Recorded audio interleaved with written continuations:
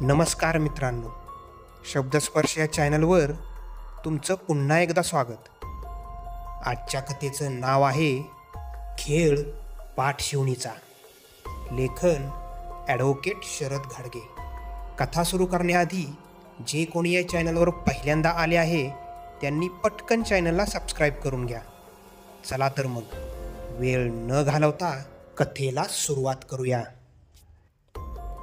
गणपतीचा सण नुकताच पाठमोरा झाला होता. दिवस निम्मा सरला होता. किसन आपल्या शेतात जंगली जनावरांपासून ज्वारी पिकाची राखण करायला आला होता. त्याच्याबरोबर त्याची 6-7 वर्षाची पोरगा आणि पोरगी माग लागून आली होती. यावर्षी जंगली जनावरांनी निस्ता ऊत आणला होता म्हणून किसननं राखण धरली होती. ऊन पावसाचा पाठशिवणीचा खेळ चालू होता. हिरवळीने नटलेला डोंगर उन्हात मोत्यासारखा चमकत होता. तर क्षणातच मनात बरेच काय साठवलेला वरुण राजा मनसोक्त बरसत होता. त्याच्या बरसण्याने नद्या नाले तुडुंब भरून वाहत होते.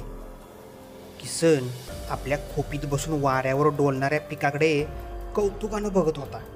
त्याची पोरगा आणि पोरगी उगाच सगळ्या शेतात हुंदडत होती. शेजारीच डोंगराच्या पोटातून आलेला ओढा खळखळत होता.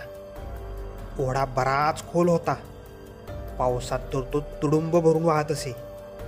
ओढा पार करायचं धाडस कधी कोणी केलं नव्हतं. ओढ्याच्या काठावर 100 पार केलेला एक जुना वड होता. आपल्या पारंब्या पसरून फतकल घालून बसला होता. किसनची पोरं खेळत खेळत त्या वडाच्या झाडाखाली आली. सोसाट्याचा वारा सुटला.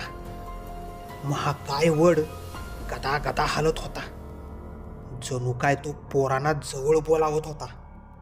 आकाशात काळ्या ढगांनी गर्दी केली होती. पोरांचं सहज लक्ष झाडावर गेलं तर झाडांच्या फांदीवर एक बाई पाय सोडून बसली होती. मांजर पाटाची साडी नेसलेली, कपाळावर मोठा कुंकवाचा टिळा. ती बाई पोरांच्याकडे बघून हसत होती. पोरं जवळ जाताच ती झाडावरून खाली उतरली व त्या पोरांबरोबर पाठशिवणीचा खेळ खेळू लागली. ती बाई वडाच्या झाडाभोवती फिरत होती आणि तिच्या मागे मागे ती पोरं पळत होती. मध्येच ती बाई झाडावर चढून ओढ्यातील पाण्यात सूर मारत होती. पोरं तो खेळ बघून टाळ्या पिटत होती. हा खेळ बराच वेळ चालू होता. हा खेळ चालू असताना ओढ्याच्या पलीकडे टेकडावर बसलेली माकडं उगाच वडाच्या झाडाकडे बघून ची ची ची करत ओरडत होती. जणू त्यांना सुद्धा अमानवी हालचालीची जाणीव होत होती. पोरं भारावल्यासारखी त्या बाईच्या मागं पळत होती. त्यांना आसपासच्या परिस्थितीचा विसर पडला होता. किसनचं लक्ष खोपटाबाहेर गेलं तर डोक्यावर काळं कुट्ट आभाळ लोंबकळत होतं. कोणत्याही क्षणी पाऊस कोसळू शकतो. किसन लगबगीनं बाहेर आला आणि पोरांना शोधू लागला. पण पोरांचा काही पत्ताच नव्हता. सगळीकडं अंधारून आलं होतं.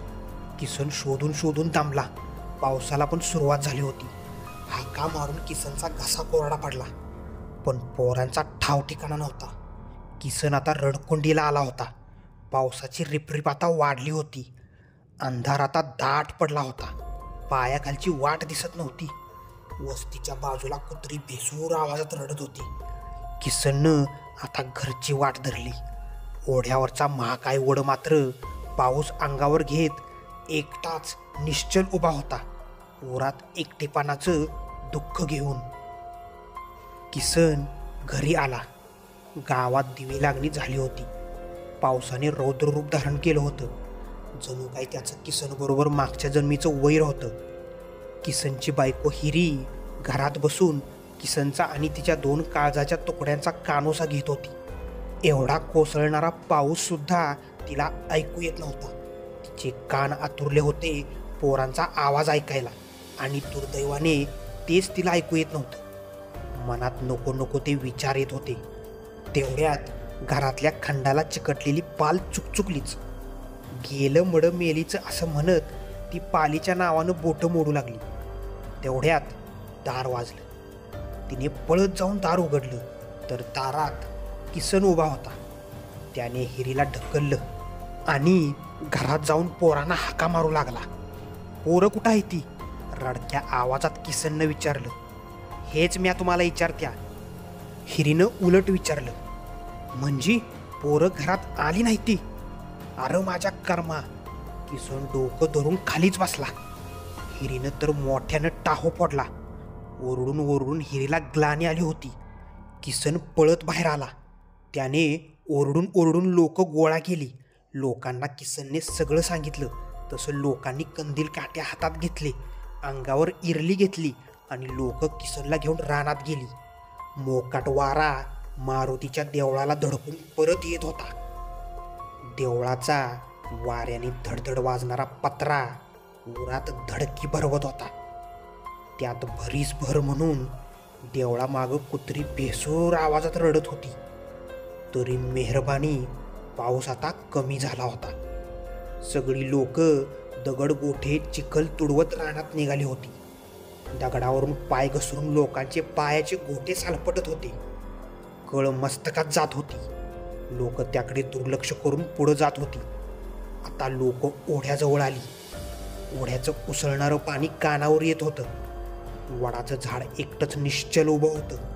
त्याला पोरांचं पुढं काय झालं हे सांगायची परवानगी नव्हती. तसा हा जुनाट वटवृक्ष बऱ्याच गोष्टीचा मुका साक्षीदार होता. लोकांनी सगळा शिवार पालथा घातला, पण पोरांचा ठाव ठिकाणा नव्हता. सगळ्या लोकांनी विचार करून घरी परतण्याचा निर्णय घेतला. धोंडूबाबाने किसनच्या पाठीवर आधाराचा हात फिरवला. तसा किसनचा अश्रूंचा बांध फुटला. तो धोंडीबाबाला मिठी मारून धाय मोकलून रडू लागला. पाठीवर फिरणाऱ्या हाताने त्याला उत्तर मिळाले होते. लोकांबरोबर पाय ओढत किसन निघाला होता.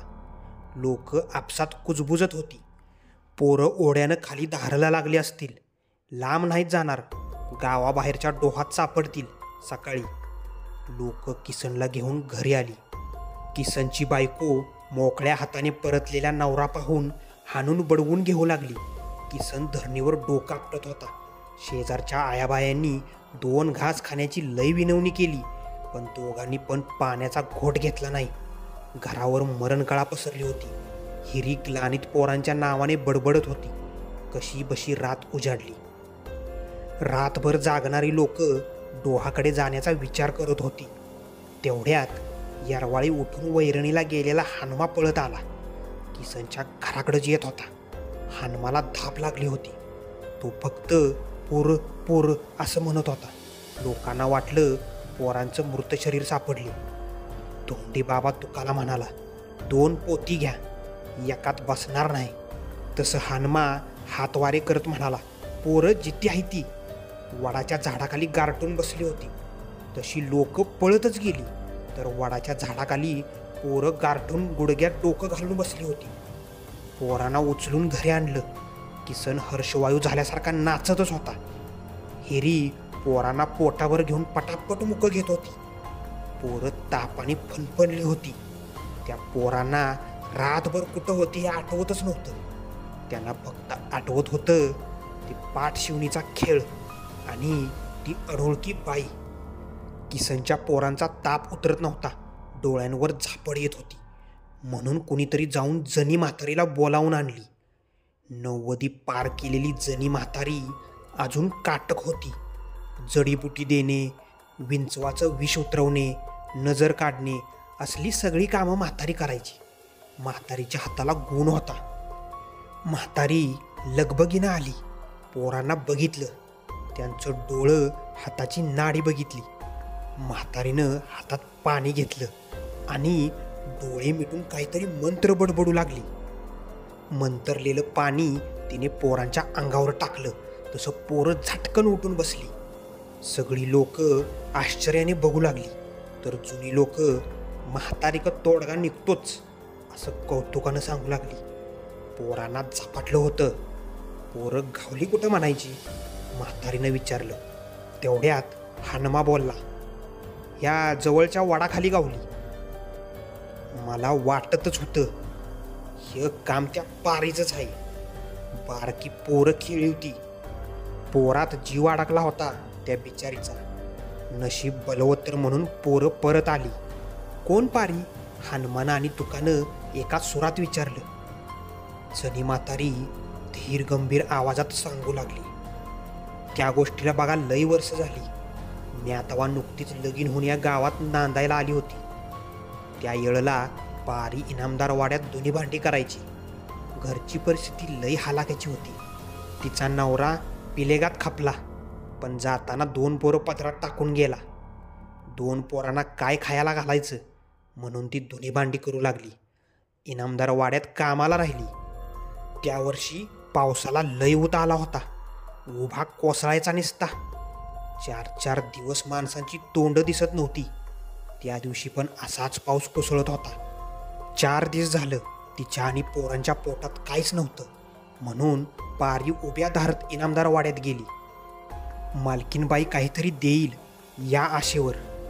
परंतु मालकीनबाई म्हणाली, हे बघ पारू, तुला खायला देते, पण आधी मला हे कापडं धुवून दे. 4 दिवस झालं पडलीत.